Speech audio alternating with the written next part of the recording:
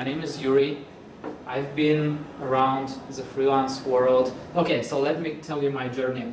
In 1989, I was I started my professional journey working as a risk analyst in one of the international banks, and I was analyzing insurance companies and banks, counterparties. I was a risk analyst, and I was working in this corporate environment.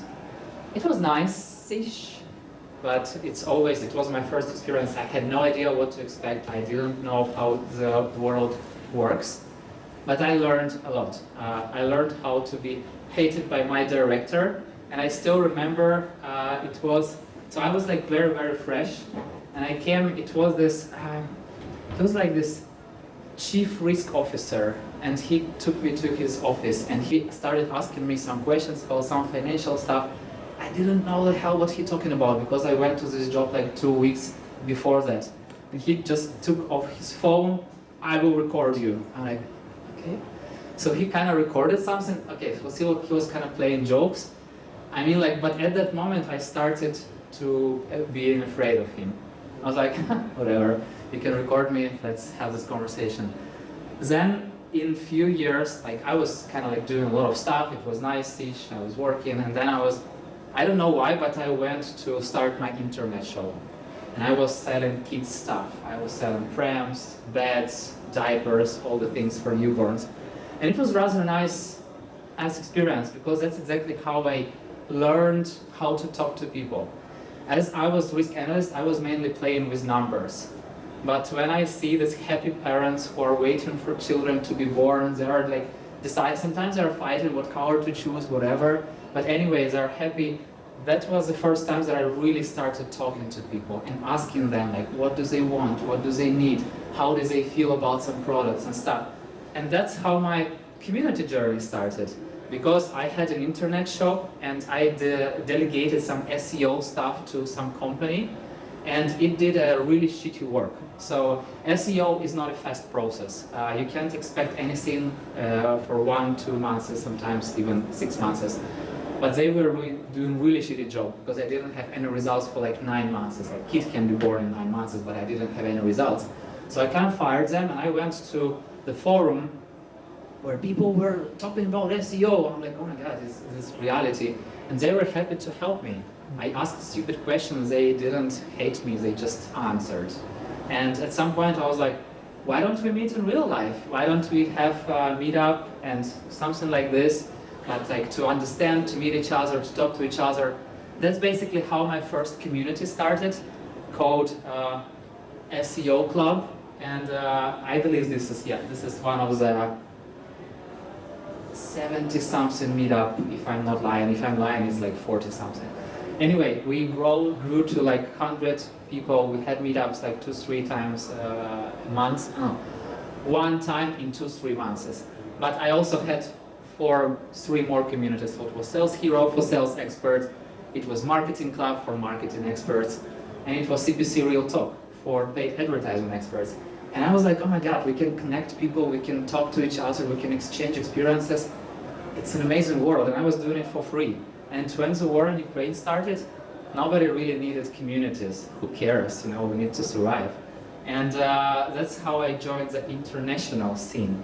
And I met some humans who were building communities for businesses for over longer than I'm alive. And I'm like, is it the thing? I thought it's something I kind of created, but it's really a thing. And for example, in the US, they were building communities 40 years ago. And that's how my international journey started. And it's kind of continuous till today. And one of the latest things was Freelance Unlocked, the conference for freelancers that we host in Germany, in Berlin, and this year we had 700 participants, and we keep growing. And yes, we told people to smile, so that's why they're happy in this picture. Nothing else, it's just we told them. So currently, I'm working with a company called Freelancer Map, and it's a platform that connects freelancers and projects. And for previous 3 years, I was working with another company. We were building a platform for freelancers to find projects. And I was working mostly on the human part. So I was talking to freelancers and helping them to grow their brand, to reach out to clients, to start creating marketing, kind of to become an entrepreneur and starting running your freelance your freelance job as a real business, not just something that you are an expert, clients will find you and they will play games with you. No, it doesn't work like that. When you are a freelancer, you're doing everything yourself. You have to market, you have to build your personal brand, you have to become a social media expert, you have to know how to sell, you have to know how to communicate, deal with the problems and all this stuff. So recently, I talked to the CEO of Freelancer Map, and he was like, you are in Poland. We're growing markets in Poland, freelance market. Why don't you work with us and kind of like help us grow the market? I'm like, challenge accepted. I have no idea how to do this, but let's do it. That's exactly how freelancers think. And for the past 4 months, I started this journey of finding people who are, like, I started talking to HRs mostly. Because if you're a freelancer, if you want to work with a corporate client, like big client, like JP Morgan, Coca-Cola, whatever you name it, they won't work with you as an individual. You have to have someone in between. So I started to go to companies like Randstad, Divire, or Grupa Pretui, and other else. And I asked them, like, do you work with freelancers? How do you deal with them? Do you hire this external workforce? And to my surprise, not that really. So they mostly focused on full-time, but it's not just one way to be right. As Matthew McConaughey told, as director told him, there is more than one way to be right. So I'm still in conversations and I'm still growing this market. But today I really want to talk with you. Okay, there are some 6 podcasts that I'm posting, so I have like hundreds of conversations with different people. So everything that I will, okay, god damn it, so many slides. So, coming back to the podcast. As you see, there is Freelance Thrive and Freelance Sucks. I had over 90 conversations with top freelancers, asking them about something that they're really good at, such as marketing, sales, personal branding, etc. And on Freelance Sucks, I asked them about the challenges they face. So I really know very good freelancer side. And currently I'm starting the Independent Workforce podcast, where I'm talking specifically to recruiters, to HR, to founders, CEOs who are hiring and working with freelancers. So I'm trying to connect this world. And I will tell you a little later what we'll talk about.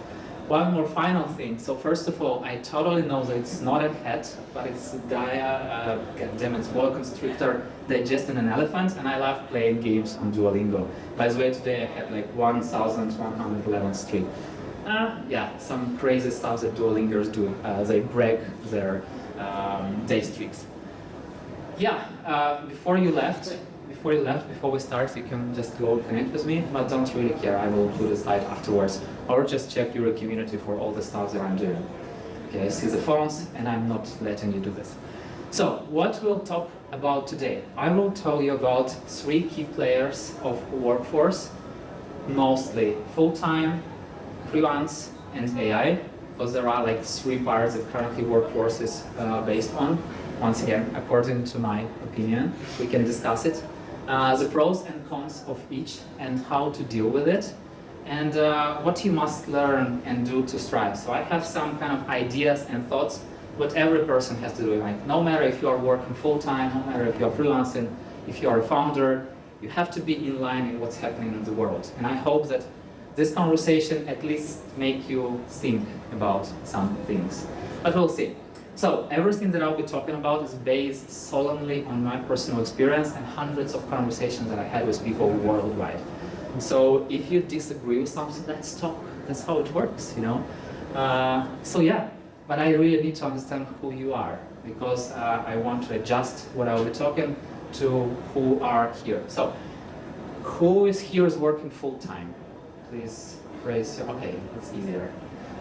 Who is here freelancer or doing some side gigs? Okay, nice. And is there anyone who identifies themselves as an entrepreneur or founder? Okay, so kind of 50-50.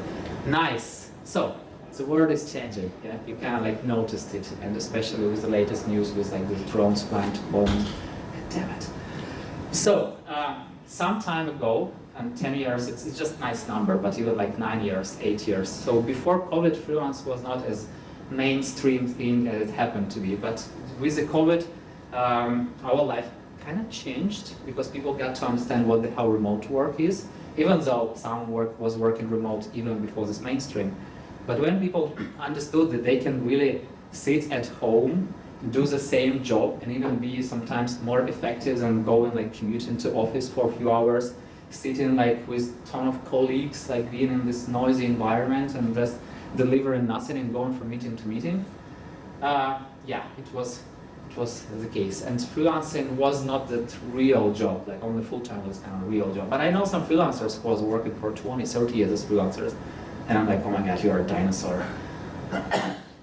Anyway, remote work was really rare. After COVID and coming to now, people understood, even though companies are calling their full-time employees to come back to offices, still many companies understood that you can work with more than one company, more than one client, even if they don't like it, but people like it. And there is this term, even like, I don't remember exactly how it's called, but the idea that some people had 2 full-time jobs and those companies that they were working with didn't know that the person has 2 full-time jobs. But they kind of became a freelancer. So freelancer is someone, okay, I will give a description afterwards. Today, what do we have? We have first of all remote work. Even though sometimes it's hybrid, that some companies ask you to go to the office like 2-3 times a week, still they allow you to stay at home and they don't really care what you do. I mean, like, they can't really control you. They try to control you, but they can't control you. So their living is up to you.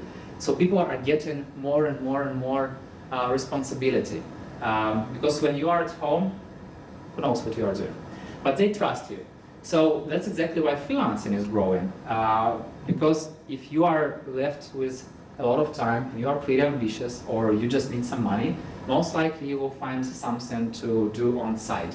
Some small project, or maybe start your hobby, try to monetize it, or maybe connect with other people in some communities and do something together. So usually people start thinking in a different way, like, oh my God, there is another way of not just going to office, but also like creating something myself. And it's really hard. When you get used to work full-time, it's really hard to switch into freelancing or entrepreneurial mode. Because when you're full-time, you don't really have to think about when and what work will come to you. It will come to you. If you're a manager, anyway, you have a CEO or a founder, someone will tell you what to do. If you're a founder, yeah, it's harder, but it's another story. But when you're a freelancer, nobody will tell you what to do. And even in some laws, for example, in Germany, when you are signing a contract as a freelancer, company can't tell you what to do. You can just only sign a project and like kind of like agree on deliverables, but they can't control you, because if they control you, you are full self-employed. And if you are full self-employed, you will have problems and the company will have problems. So basically, people have to trust more to freelancers and to other people. And also AI tools, you know, like I don't know how many times per day I'm opening ChatGPT. It's like the easiest tool to go to. But it really helps to kind of like have someone to talk to, because I'm working as a freelancer. I'm always like sitting by myself. Yes, of course, I can find some colleagues to talk to. I can reach out to other freelancers. We can jump on a call, but like it takes time. Why do that? It's so much easier to just go and talk to ChatGPT. So yes, they're mainstream. And what is future holding? The world moving more into this flexibility and adaptability approach. And the more you are training your mind already, the easier it will be for you to grow. If you are not training your mind, it will be harder for you to grow. And also, remembering about all these technology integrations. I listened to a Diary of a CEO podcast recently, and it was like very, very doomed person, and he told like, by 2030, all the jobs, like 98% of the jobs will be replaced by AI. Nobody really knows, you know, it's like I'm taking my crystal ball and like, will AI replace us or not? Nobody knows.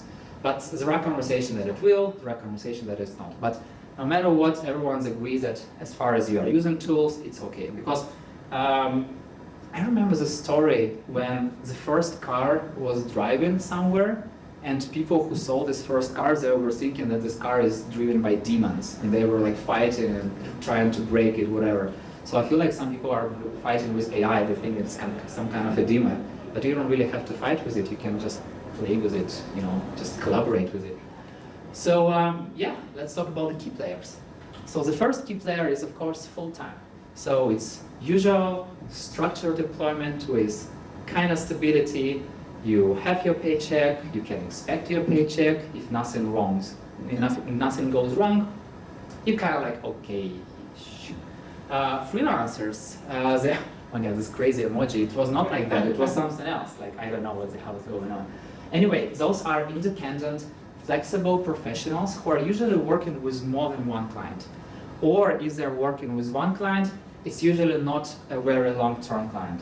Because I know that especially in Poland, maybe same in Ukraine, I don't know about Belarus, but I know that in like Eastern European countries, if you are a freelancer, it means that you are just avoiding taxes. So you have B2B contract, in this way company is not paying taxes, they are not paying you insurance, they are not paying you anything, you kind of save money. But I'm not talking about this type of freelancer. It's not a freelancer, it's just tax avoiders. I'm talking about people who chose this way to work by themselves, and people who are taking responsibility and become entrepreneurs and starting to build their business. And of course, AI. So I see AI as not a threat, but more as a digital co-worker, someone that you can talk to. Someone, I don't know if it's like a real life, like if a God exists, you know? Something like that is with AI, so if like there's some collective mind exists. But no matter what, it's helping us, and it's also shaping new ways to work. So let's go to pros and cons. So when you are full-time, of course, you hopefully have your stable income and some benefits. Sometimes you can even have cookies in the office. It's like you can buy cookies yourself. Anyway, what I learned like as a minus of it, of the stable income, that for example in the US, I don't know how exactly it works in Poland and Europe, I feel like it's a little harder, but in the US they can fire you just by sending you one message like next day, sorry, we had to let you go. And yeah, you might have some severance, maybe some insurance money, whatever, but it won't last long. Also when you are working full-time, you still have colleagues, hopefully good, to talk about something, to chit-chat, to ruminate, sometimes to hate your manager, but you are not alone. It's so much easier to work in a collective, of course if it's not toxic collective. And you don't really need to build your brand. You know, like I know a lot of friends in the community worldwide, and when the COVID started, everyone needed community builder, like everyone. They hired like hundreds of people, paid them crazy money just to keep people engaged online. And when the COVID stopped and people started to come back to normal life, they let them go. And I was so surprised that such amazing professionals, they had zero brand. So when they were open on the market, it was so hard for them to find another job. Some people stayed for 3-6 months without a job, and I'm like, how the hell is possible? You're such an amazing expert, you're like building communities for thousands of years, and you can find a job, but nobody knows about him, you know? And if you are not building your brand, only your employer knows about you, and maybe some HR people knows about you if you created your LinkedIn account, and if at some point they notice you, and maybe they send you some message, hey, go work for us. But nobody else knows about you. So, the cons is that stability limits adaptability, because when you are sitting in the comfort zone, it's so hard to make a step out of it. It's so hard to think out of the box, because you know what to expect, you know what your next 5 years will look like, kind of, and nothing predictable. My wife works for corporate, and she kind of knows that to go to a higher stage, she had to wait for a year. And I'm like, why the fuck you should wait for a year? You don't have to. You have to talk to your managers and like show them the work you do and like ask them to promote you right away. Why do you have, oh, it's the procedures. Fuck the procedures, you know, like who cares? These procedures are like taking your back away. It's crazy. But also you have a lack of knowledge about what's going on in the world around your company. You know only what happens in your company. You have no idea, even if you have some friends in other companies, they may give you some rumors, but you have no idea what's happening on the market. And it's a crazy thing, because the moment you decide to change your job, you kind of have to leave your bubble and become very vulnerable and become very afraid and become very nervous about like how to make your next step. Like it's crazy. And also, I know that a lot of full-time people, I'm not talking about everyone, there are some people who are approaching their full-time job still as an entrepreneurial position. They want to grow, they want to try, they want to test, they want to always come with crazy ideas. Sometimes they get burned, but it's okay, that's how we learn. But still, many of the people resist to experiment because they are afraid. You know, when you're a kid and you are coming to your parent and you are doing something that your parent don't like, parent screams at you, And the next moment you don't want to do it again because you don't want your parent to scream at you. The same for a full-time job. You do something wrong, then your manager screams at you or like punish you kind of. And you don't want to experiment. You are staying in the same bubble. You are not moving anywhere. So talking about the freelance, yeah, the pros and cons. Everyone has two sides of the coin. So first of all, if you are a freelancer, you have to learn fast. You have to grow fast because nobody will teach you. Nobody will tell you what to do. Nobody will tell you what you need to learn. You have to do it by yourself. Because if you are not doing it, you are moving nowhere. And also you have this flexibility and this luxurious way of choosing your clients and projects that sounds really nice, kind of. It's kind of the pro of freelancing. But in the reality, choosing your clients sometimes means that you have to choose out of one client. And you have to choose whether to work with them or not. Sometimes it's also a hard choice because you need to be really careful when you're choosing a client. And the best thing that you still building, the best and also the hardest thing, you're building a career on your own terms.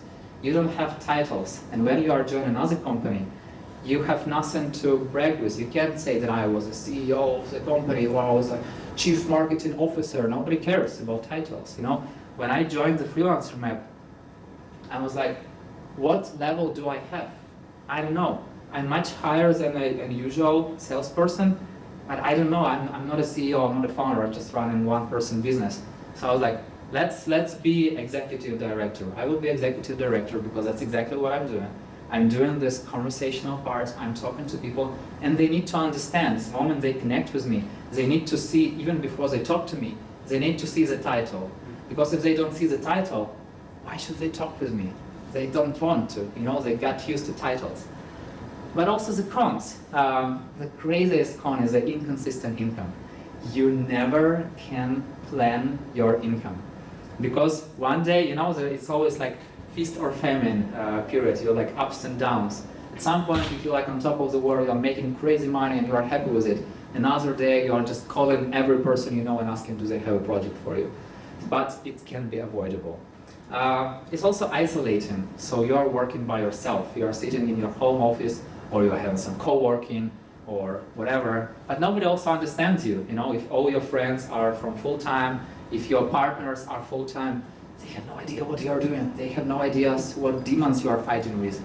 And you still have to do it by yourself. Of course, there are some communities of freelancers, of other experts. You can join them, you can talk to people on LinkedIn, you can share your story, but you have to do a lot of extra steps to really go from this isolation. When you are working full-time, you just go and talk to a person sitting next to you, hopefully, if it's a good friend. And also, when you do a freelance business, you have to know everything, like literally everything. You have to be expert in what you are doing. For example, you are a developer, you are a marketeer, you are a PR expert, you name it. But you also have to be marketing expert, you have to be sales expert, you have to be customer success expert, you have to be negotiator, sometimes you have to be accountant, you have to know how to deal with taxes or to delegate it. So, and I'm not saying that you have to be professional in all of these things, but you need to know a lot. And those are the skills that you are not getting learned at the school, at the university. Nobody teaches you those skills at full-time job. You have to understand it everything by yourself. And yeah, there are a lot of books, YouTube videos, whatever, but it's a hard job. And if you are talking about AI, first of all, sometimes people say that it took my job. Yeah, if you're doing a stupid job, of course. Still, there are a lot of pros because it automates a lot of tasks and saves you a lot of time. I'm doing podcasts, so I showed you like 6 podcasts that I'm doing. Currently, I'm running 3. So basically, I have at least 3 podcast conversations every week with different people. And afterwards, I have to prepare a description. I have to create some small social media posts, some quotes, whatever. I use, of course, AI because without that, so how it works. I'm not relying fully on AI, but I know what we were talking about because I hosted this conversation. But I don't really need to go review it to create some snippets, to create some description. I just ask AI to give me like 5 examples, and then I choose what looks best. Or maybe sometimes connect different, and then I receive what I want. So it speeds up a lot my work. Yeah, the next is like boost speed and creativity. Sometimes AI helps me to become creative. Sometimes I ask it like crazy questions like, what is something that I'm missing? Like, tell me some more ideas of how it can be done in another way. And once again, I'm never fully relying on it, but sometimes it shows me some sides that I didn't see, or maybe something I forgot about. So it's very helpful. And of course, you can learn anything. Literally, I have 13 years old kid, and he's a teenager, and we are fighting a lot on the topic of learning. And I'm like, you have to learn in school. Why? You have to watch some YouTube videos. Why? You have to read books. Why? So basically, his every question is why. It's okay, it's nice that he at least asking me something. But also, all he wants to do is play games. And I tell him, look, when I was your age, sounds like an old person, yeah? When I was your age, I didn't have an internet. Like I have like very, very shitty connection, and to even upload some song, download some song, I had to wait like for 2 hours.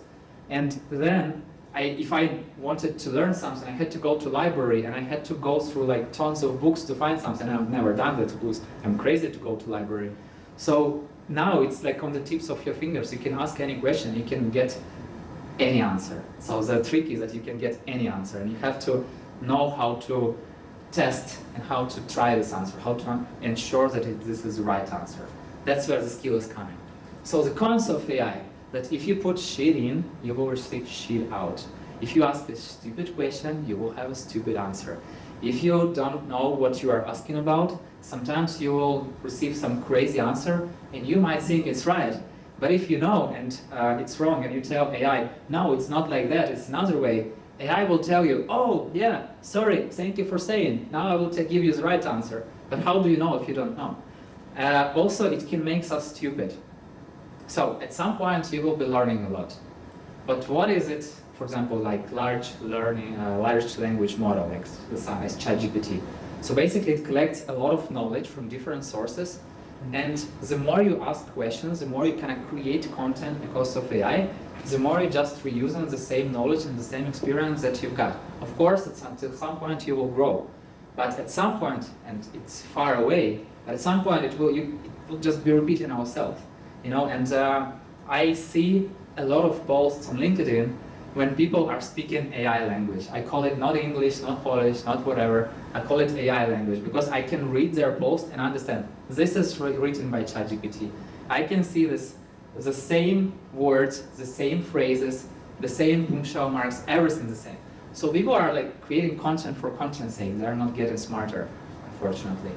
And also, once again, it's coming back, there is a lot of misinformation. You have to be really smart to understand what is right, what is wrong. There is a lot of biases because if there is just one side of the view available on the internet, it will show you only one side of the problem. You won't see another. And of course, privacy concerns. Every time that you are using information from ChatGPT, you have no idea where it gets this information and whether you can use this information or not, whether it's some kind of trademark or not, whether you will get in trouble because of that. So, who's to blame? Yeah. So basically, how these three things can work together. Why I'm talking about working together? Because full-time is nice, but if you are not moving into more in this entrepreneurial freelance side, you are stuck in one place. And I remember this picture was stuck in my mind when it was some financial crisis. I believe it was 2008 or something like that. And it was a photo of a person somewhere like 60 years or something like that, coming back from bank where he worked for like 40 years with his box, and it's everything that he can take from this job with himself. So he was doing the same thing for 40 years, and he's an expert in just one small niche.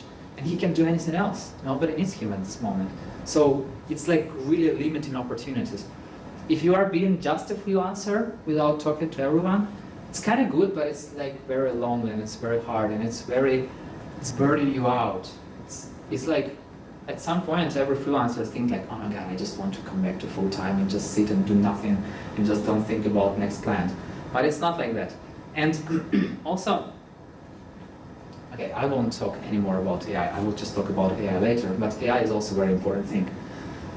So, I call this adaptive workforce. So how full-time, freelance, and AI can work together.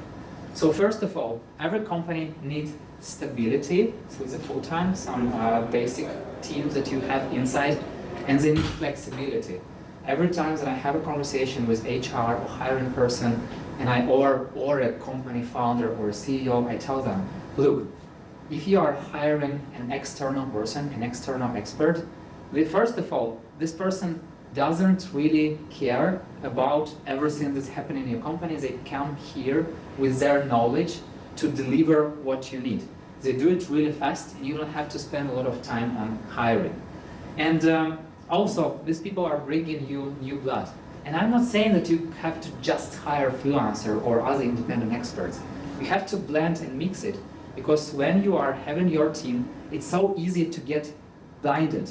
You are just seeing what's in front of you. You don't see what's on the right and what's on the left. When you are including someone from outside, person who has a lot of experience, in modern world they call those people consultants.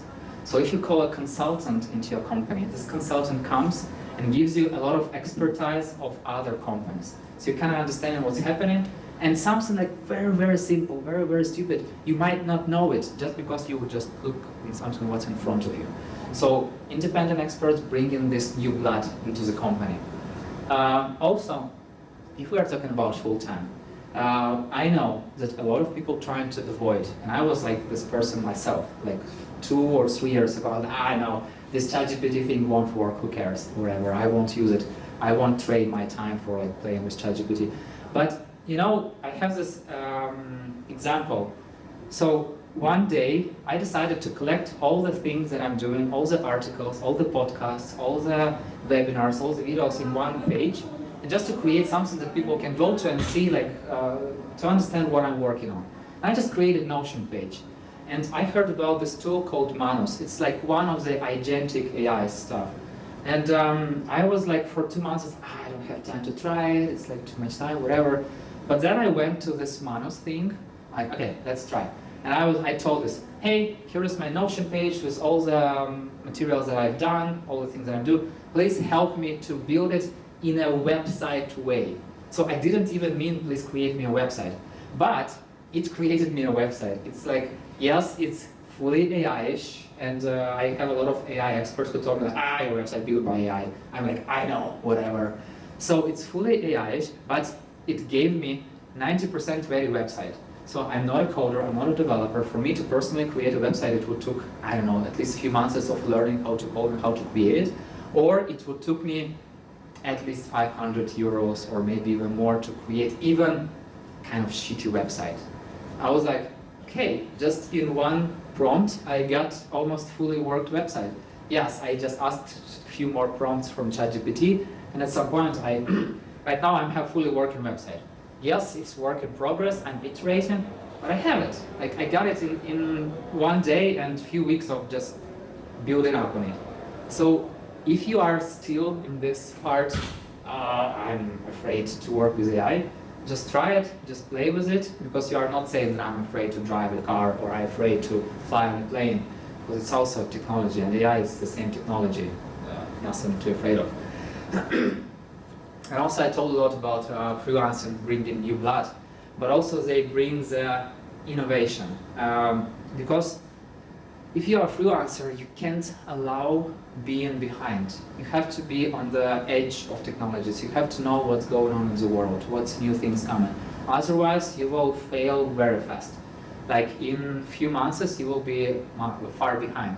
So those are the people, those independent experts, those are the people who try and test the new things and then bring it into the outer world. So it's also very important when companies, when full-time employees, when freelancers and I working together. Yeah, so what do we need to learn? So if you are a business owner, you definitely have to understand that AI will help you scale without burning out, hopefully. Why I'm saying hopefully? Because what I noticed for myself, the more tasks I delegate to technologies, the more extra tasks I'm adding to my plate. So it's not like, oh, I delegated everything to AI, now I can do nothing. No, I'm like, oh, I delegated everything to AI, now I have like 10 times more tasks and I'm working 10 times more than I worked before. But yes, I'm moving faster, but still, you need to remember that it can help you scale, but only if you are using it to save time, not to create extra work. There are also a few things that I hear from people. They're like, oh, this is new tool, let's try it. But like, why the hell you see a new tool and trying to find a task to solve instead of like having a task and searching for a tool? Because there are a lot of tools. Like I have this, I forgot the name. It's somewhere in my mind. Yeah, Indie Hackers newsletter. And every week in their newsletter they share 5 new AI tools to try. Can you imagine if, like, in 1 month you have 20 new tools? Do you need to try every new tool? Most likely not. But if you have a list of tasks you need to deal with, most likely you can find the tools that will help you. So like approach it from another way. Also remember about freelancers, about independent experts. The more you work with full-time, it's okay. But you keep all your knowledge inside and you are not growing. If you lose one valuable person from the company, if it goes to another company, you lose a huge piece of your inner knowledge. And also, usually, a lot of companies, they are living in silos. A lot of teams are not collaborating, they're not communicating to each other. So, freelancers, when they are coming to the company, they have to communicate with others, because otherwise they won't be able to deliver. There is no one to guide them, to take them by hand, to let them meet each person on the team. Freelancers are doing all that, and also they share all this experience with all other people. And also they motivate other people, because other people see like, oh my god, this crazy person came and did something in 1 month that I was working on for 6 months. So they shows other ways of work. And yeah, blended teams, it's always higher performance. If you are creating a space where you allow your full-time people to learn from external force and become better, you are investing not just in your people, but you're investing in your company, you're investing in workforce, you're investing overall in economy, because you are creating jobs to everyone, but also your company moves forward faster. It's like very, very important thing, especially nowadays in the age of all these technologies. A few months you can be out of business, so we have to really move fast. What full-timers need to learn? So, I've told it hundreds of times, to learn about AI collaboration tools, because it will help you to save your time. And I can tell a little bit of a secret. A long time ago, when I was working at the bank, I was using Google Sheets. It was not Google Sheets, it was Microsoft Excel. But I was doing a lot of reporting, and each month I had 2 days of reporting. So I had to sit to copy-paste a lot of data from different cells to other cells and do a lot of stuff. But then I learned about a thing called Visual Basic for Application, basically that can automate your Google, Microsoft Excel stuff. So I wrote a few scripts, and then my reports were like just by a few clicks. I just clicked, and report is being prepared. I didn't tell anyone about this, because if I told to my management that I automated reports, they would took these 2 days from me, and I won't be able to learn. So I used these 2 days. I still in my KPIs everywhere are like 2 days of reporting. But I click on the button and I'm learning. I was reading stuff about financial analysis, how to become better, and all these things. So when you're using all these automation tools, don't tell anyone. Use it like very silently, or like here and there sometimes, because otherwise you will just receive more work and nobody will care about it. And you have to be visible, you have to be out there, you have to be a personal brand. Like start with LinkedIn. I know that many people don't even have LinkedIn profile, but nowadays it's like one of the best professional social medias. And look, it's not TikTok, it's not Instagram. Yes, it can take a lot of time from you if you're just doing this doom scrolling. Still, people are gathered there to talk about work, to become better, to learn something. And even if you will just put your photo, updated photo, not from your wedding 20 years ago, put your some kind of a background, some kind of picture to tell more clearly what exactly you're working in, put your title. If your company allows you, put something that you are working on, you will already have your CV out there, and you will open many possibilities for people to connect with you and to get to know you. And you don't know what to expect, sometimes some crazy person from another company can reach out to you and you can fully change your life. But if you are not there, if you are not on social media, if you are on LinkedIn or any other professional things, you are not visible, nobody knows about you except for a person you are working for. And you have to experiment with side gigs. I'm not telling you that you have to work on weekends or to work on evening, even though sometimes it's good, you know, to try and go a little bit outside of your comfort zone. Experiment, go find some freelance jobs, some small things that you can try and test. Help your friend, do some volunteering, work for some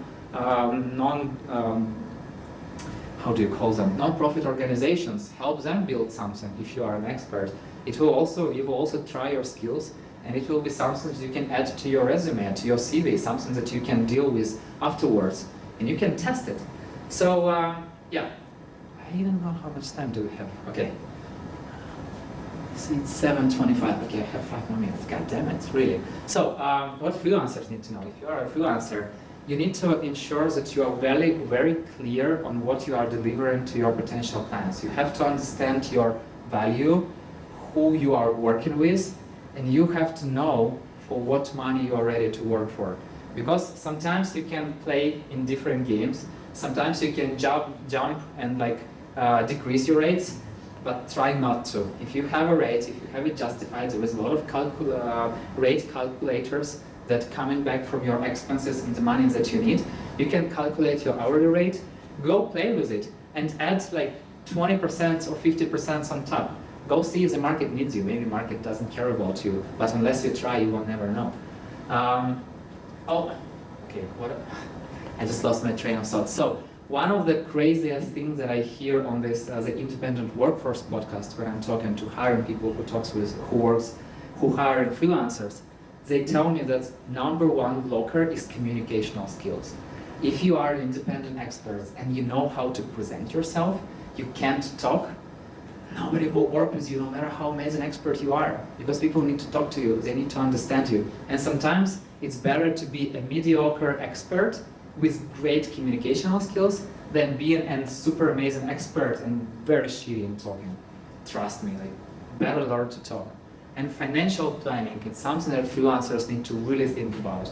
You have to prepare some financial pillow, you have to be ready that sometimes you might not have clients for a few months, and you have to just deal with it. I had a podcast conversation with one of the freelancers, and he told me, I had so much uncertainty in my life that I just got used to uncertainty. I know how to deal with it, so it's totally okay for me. And what everyone needs to learn. So, no matter who you are you a founder, are you a full-time expert, are you an independent expert, you clearly need to know what's your offer, what do you create, who needs it, who do you work with, who are your clients, and how do you deliver, what are the deliverables that you are giving outside to the world. Because if you don't know it, if you can't assess yourself, you have to just leave your life to a chance, to some HR, to some client who will tell you, I'm ready to pay 10 euros per hour for you.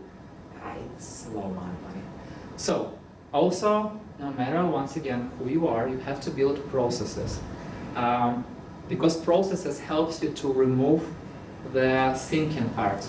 If you are doing something, reporting, reaching out to client, building new feature for your business, whatever, you will always have some procedure, like some steps to take, 1, 2, 3, 4. If you are doing this, of course, if you're doing it for the first time, and then you're forgetting about it, no worries. If you are doing this more than 2 times, create a process, create a structured system that you don't have to think about it. And any time that you start to work in it, you just go step 1, step 2, step 3, repeat. Easy. And yes, treat your skills as assets. And I'm not talking about this hard skills. Yeah, just I know how to program. Like everyone can know how to program. Or I know how to, fix doors. Everyone can learn how to fix doors. So, go more than just hard skills. Train your soft skills. Talk to people. Listen to people. If you don't know how to do it, go listen podcasts, go read books, go try test. If you don't know how to do public speaking, go to Venture Cafe and propose a speech and try to speak it. When I came here for the first time, even though I was doing the speeches for 3 years, I had my first experience in English, and it was shitty, crazy, scary experience. It was so hard for me to connect 2 words. But after hundreds of podcast episodes, after hundreds of conversations on different conferences, etc., it's so much easier. So you have to train this muscle. You have to work on it. You have to listen also to other people. How do they talk? So, and when you do this, clearly know your value. You can even create this list of skills that you have. And if you don't know, ask ChatGPT what are the skills that are there outside, and just see if some of those skills matches you. And just have it in front of you, and then just talk to yourself. There is this amazing book that's called, I guess, Designing Your Life, if I'm not wrong. They have a very good exercise in the beginning of the book. So you have to think about your professional life, you have to think about your personal life. There is a list of questions to answer, and you kind of do this analysis, and you understand what is your goal, what is your offer, and where are you moving. And also it's a very good book by Alex Hormozi, 100 Million Offer, which means that, yes, he's this crazy infopreneur person who like sells a lot of stuff, etc. And sometimes his language can be like, hey, let's go do it, whatever, blah, blah, blah. But he talks really amazing things, like how to create your offer. So your offer has to be like very clear, very easy, very straight to the point, and something that people will feel stupid to say no to. And it's an art to create such an offer, and you have to train a lot about it. And once again, it's not for you just being a freelancer, independent expert. If you're a full-time person, you have to have this offer and go to your manager. You have to have this offer and go to another HR person. So it will help you a lot. Just work on it. Easy, yeah? Just do it. So, and once again, the more, I'm not saying that you have to just go out of this door and go try everything. No, it will be hard. Try something, do just one small step. I really like these pictures because, you know, just doing something like 1% better will move you much forward on a long-term scale. Like just in 1 year, you will see a lot of improvements. If you are relying on motivation, so for example, currently you're getting motivated, oh yeah, I like this speech, amazing, I will do this, and tomorrow, whatever.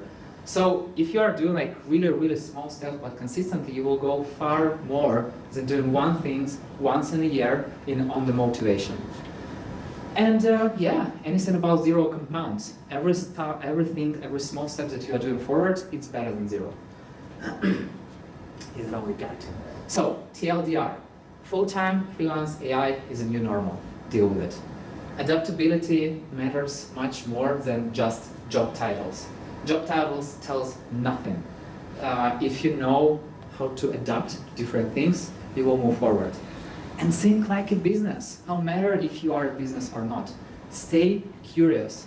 Understand your superpowers. Know your inner values. Know the market. You have to know the market if you want to grow. Experiment. Try things. Move forward. Do it like one step a day.